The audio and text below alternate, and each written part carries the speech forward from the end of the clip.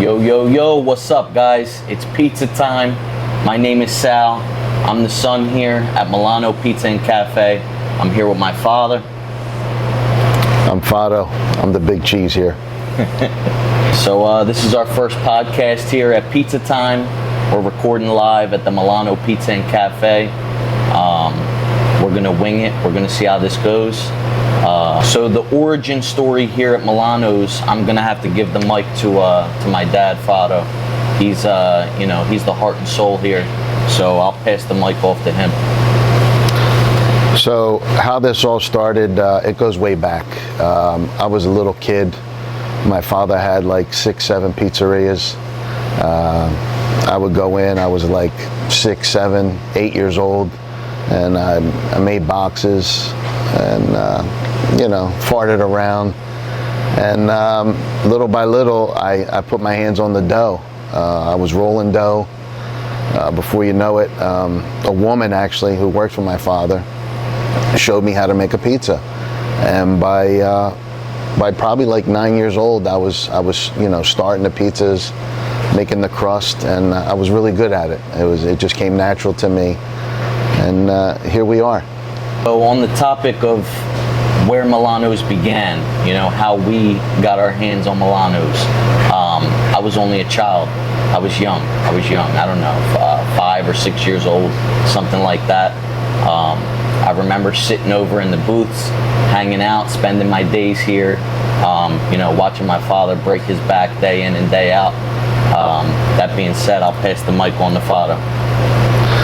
So what happened was I was talking to a friend of mine, and I said, listen, I think I want to open up a shop. I had other shops, but I was kind of stale at the moment. And he said, why don't you go take a look at Milano's? It's for sale. And I said, Milano's? What kind of numbers they do? He said, go ahead, go over, talk to Dominic. And that's how it started. I talked to him. I liked it. I put a deposit in his hand. And within a month, the place was mine. So listen, at the end of the day, what comes first is love. We care about the product that we put out here.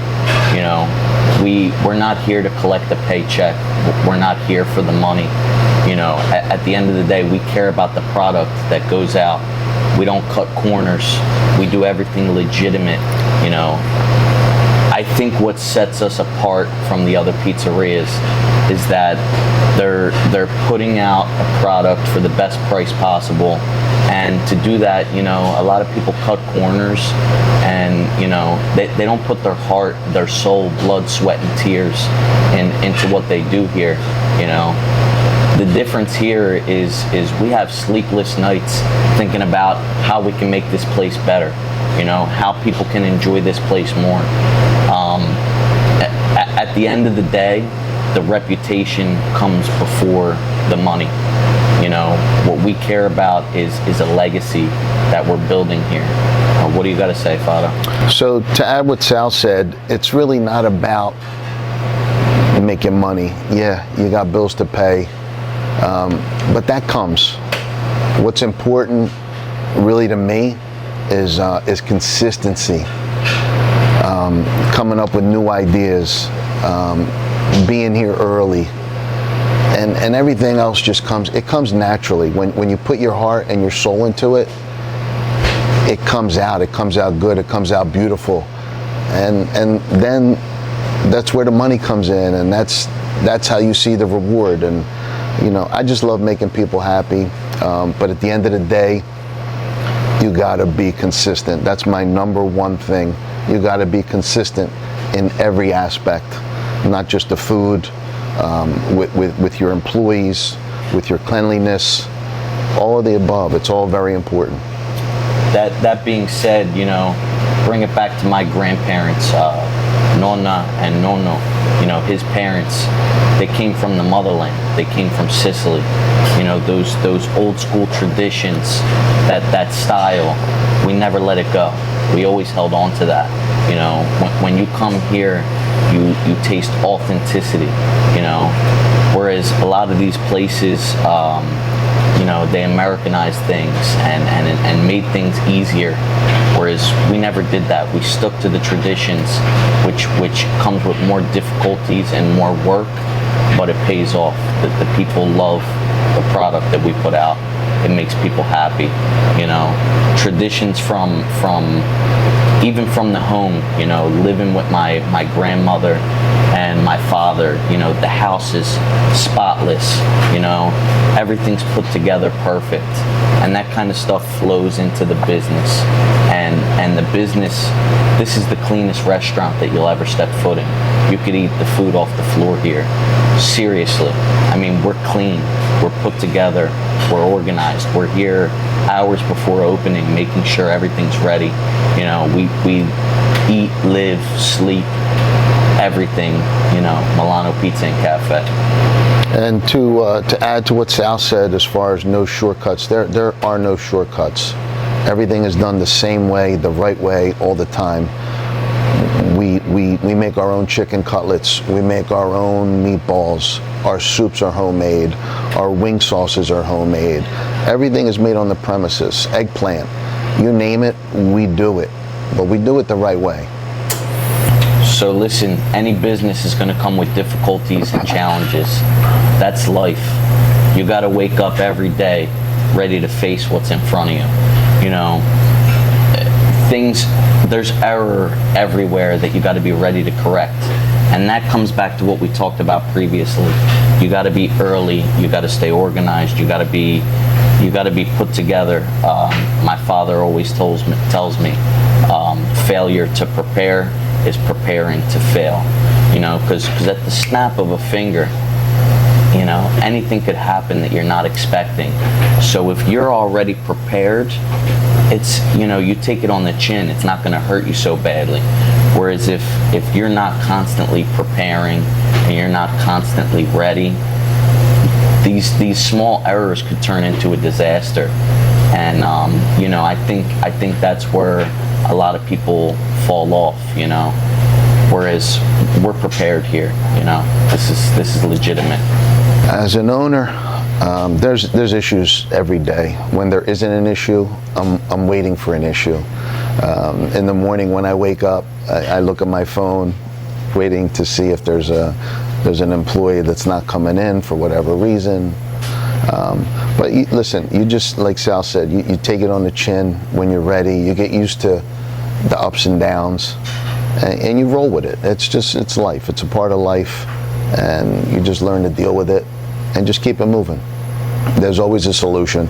You could sit there and sulk, poor me, poor this, poor that, but listen, that doesn't get anything done. You get your ass up, you get moving, and you keep it going. And you never know what negative could turn into a positive. And a lot of times it does. I think that rule number one, whenever a blessing comes your way, when you're doing good, the first thing you do before you ever enjoy the blessings or the things that you get is you always give back first. But before you can count your own blessings, you always got to give a blessing back. We're very big on charity, taking care of people. Whenever we see an opportunity to help people or take care of people, we do it. We've donated many pizzas to some of the businesses in the area. We've taken care of the police department, the Cedar Grove nursing home, and then upcoming for Thanksgiving, we'll be giving away 12 turkeys to families in need. We set up a program where people can nominate families that could benefit from free turkey. And listen, we put in the work, and we're able to eat, and we want to take care of the people who aren't as fortunate. And like I said, we like to see everybody happy. At the end of the day, from our business, we take care of people. We want to make sure people are happy. That's what this business is about. And then we do that on the side too with donations, and we're very big on that. So giving back is big in the community to people in need. We're doing the turkey thing. But another side of it is we like to hire local kids for delivery positions, for counter positions, and I really appreciate that side. I like seeing the kids grow and learn, and then they come back years later and they're successful, and that makes me happy. And I hope that maybe some wisdom or information or something I said to them helped them along the way, and that's the kind of thing that really, does it for me. That being said, we're here 13, 14, 15 hours a day with these young kids who come work for us. And, we spend time with these kids while they're working here. They get to know us, we get to know them. And, we really do teach them a lot while they're here. This isn't just a place where they come to get their paycheck, We're like a father figure to some of these people, We really guide them, we teach them, and like my father said, a lot of these people leave here and they end up becoming successful, and a lot of these people come back and they thank us, for what we've taught them in the past. So the future of Milano's, I'd say, we take every day by the day. You never know when opportunities come about and opportunities for us to grow. That being said, we always look to spice things up. We never keep things stale. We never let things get stale. We're always looking for new things that we can do, new things we add to the menu. We always stay jiggy on that front. We always spice things up really here. So as far as the future, I don't like to think too far ahead. I don't think that's really healthy. Like Sal said, one day at a time, because you never know what today brings. You don't know what tomorrow brings. As long as we all stay healthy and everybody's in good spirits, that's, to me, is the most important thing. I'm sure the future's bright. As long as you work hard and you stick together and you work things out through the good and the bad, the future's always bright. And that's by God's will. That's it. Amen. So outside of the pizzeria, something that me and my father have always bonded on was cars. That's one of our hobbies. We've always had fun with cars. As young as I can remember, my dad always had cool cars that he was modifying, and it sparked an interest in me since I was young. We all go through our phases of hobbies and such, but one thing that we've never fell off of was cars.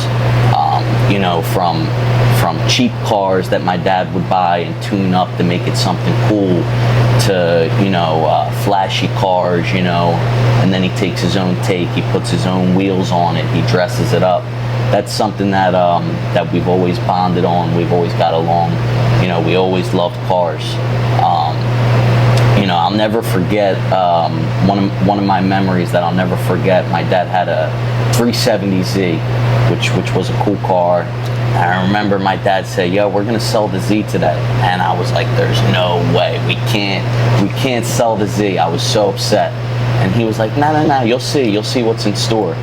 So we drove to the dealership, and this is when the new Nissan GTR just came out, and I was like flabbergasted when I seen this car. So that was when he bought the GTR, and it sparked a new level of love for cars.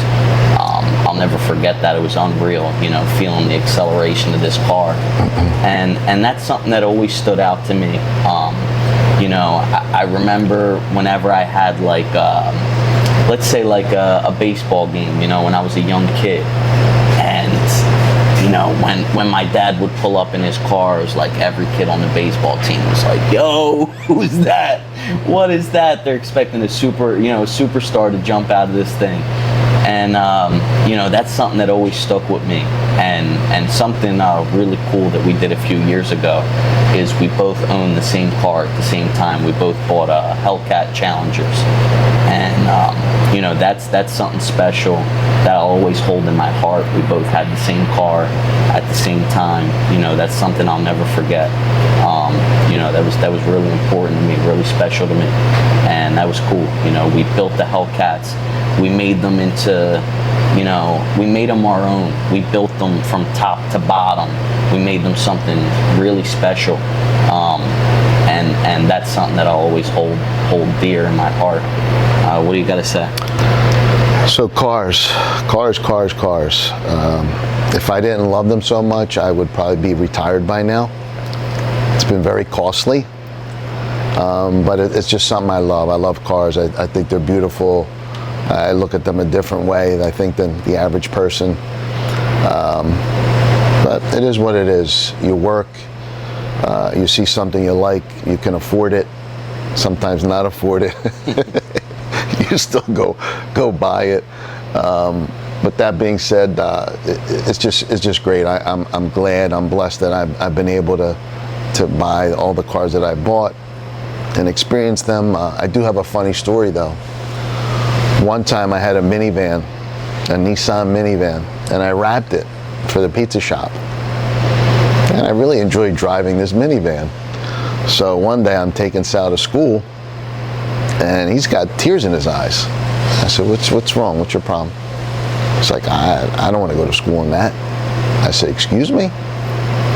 He says, I don't want to go to school in that. I said, why? Because it's a minivan. So I proceeded to stick my foot in his ass, and I said, get your ass in the van. I said, see that van? I said, it's promotion. It helps feed you. It helps put clothes on your back and many other things, like put a roof over your head. I said, so get your ass in the van. He got in the van. We went to school, and then I added to play Justin Bieber very loud, which also bothered him. But I love that song, that baby, baby, baby, oh. Anyways, that's my story. That being said, we're big on tough love here. You know, it's okay to tell your kids no. You know, I was saying, why can't we drive the GTR? This is when he had the GTR. Why can't we take the GTR to school? No, we're taking the minivan. And it's good to tell your kids no. That's the lesson today. It's good to tell your kids no. It's okay to not always give your kids what they're asking for. It's a lesson. It teaches them about life. And that being said, you know, my father has taught me a lot of lessons in life that as a child make me say, what's your problem, Dad? You know, it would make me upset. And now, you know, that I'm an adult, I'm so thankful that he did, you know, the things he did. That's just one of the small things that he did, but I'm so thankful for the things that he did, like making me work at a young age, you know, teaching me struggle, teaching me, you know, to value the things that you have. And that being said, you know, now I'm an adult and I appreciate hard work. I love coming to this pizza shop. I truly do. I feel comfortable when I'm here. I feel like I'm at home when I'm working. I love working, you know, and I'm sure part of that is because, you know, this is our business. But he taught me the value of hard work. He taught me that, you know, that's what gets you anywhere in life. And I see a lot of kids my age, and I feel sorry for them that they weren't raised the same way that I was raised, you know, with values and morals and being taught struggle. And he could have given me more, but he chose, you know, work for what you want. And I really appreciate that, because a lot of kids my age now who are given things endlessly and were never told no, they don't know how to handle the real world as adults now. Whereas, you know, like we said earlier, when struggles come our way, I take it on the chin, because that's what I was taught. And I'm going to continue to instill that in my family as well. It's very important. So outside of the pizzeria, you know, going to the gym is, you know, one thing that's important, and I recommend everybody to go to the gym. I think it's not only good for your mental, but it's good for your body. And it's a great way to start your day or finish your day. That being said, outside of work, I like to read. I'm into philosophy, politics, religion. I like to research those things. That's fun. I love spending time with my family, and you know, chilling out on my days. You know, relaxing. How about you, Dad? The gym is it's a big part of my life. I'm there 6-7 days a week. I'm really big on it for many reasons, like Sal said, physically, but mentally, it's like my escape. I get some good thinking done there too. I don't know what it is, but when I'm there, it's my happy place. But other than that, I like to get manicures too, get my eyebrows done, get my ears plucked. I like to take care of myself. It's important to me about how you present yourself, how you look, all the time. Not just at work when you're not at work.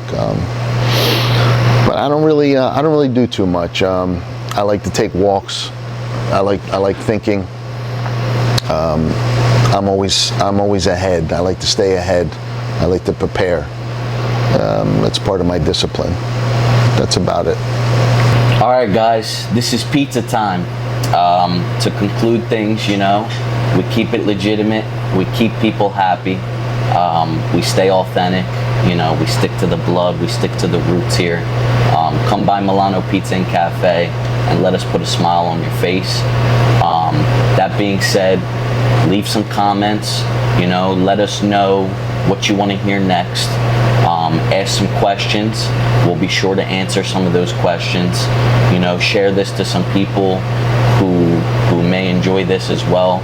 And let us know what you want to see in the future. We'd like to continue this podcast, Pizza Time.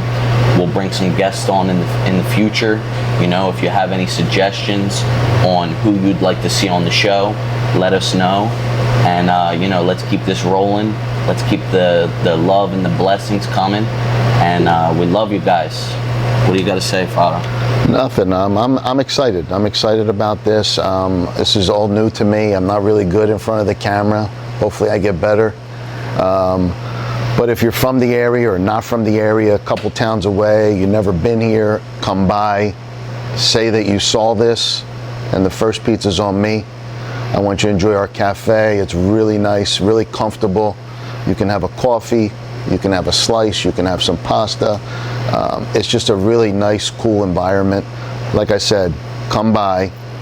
All you got to say is, my first time here, I saw your video, and you'll get a pizza. Have a good day. That's pizza time, baby.